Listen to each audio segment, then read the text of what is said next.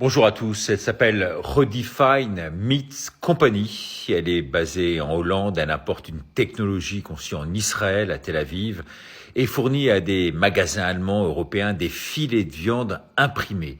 Oui, vous avez bien entendu, des filets de viande de saucisses imprimés.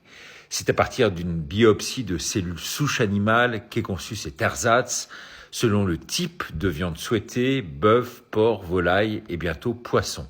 C'est ensuite un système de prolifération in vitro, avec des systèmes de bains d'eau nourrissantes. Puis c'est dans un troisième temps que viennent les machines pour rendre la viande plus ou moins rouge, nerveuse, en changer éventuellement même la texture selon les desiderata de la programmation. Dans ce bioréacteur que vous voyez, façonné par l'intelligence artificielle, eh bien, les cellules interagissent alors en cellules graisseuses et musculaires. Ensuite, un robot rentre en piste pour donner à partir d'une pâte fécondée un semblant d'apparence de viande. Résultat, 500 000 tonnes de steaks produits par mois, avec la bénédiction bien sûr européenne et même tous ces encouragements. Ce sont nos éleveurs vraiment qui vont apprécier. Ces putassiers, pour moi il n'y a pas d'autre mot, ils estiment que ce poison, en quelque sorte, permet de nous nourrir sans avoir besoin d'élever ou d'abattre des animaux. En gros, plus durable et éthique par rapport à la viande traditionnelle, issue de l'élevage. Ben voilà. Leurs arguments, bien sûr, infondés, sont les suivants.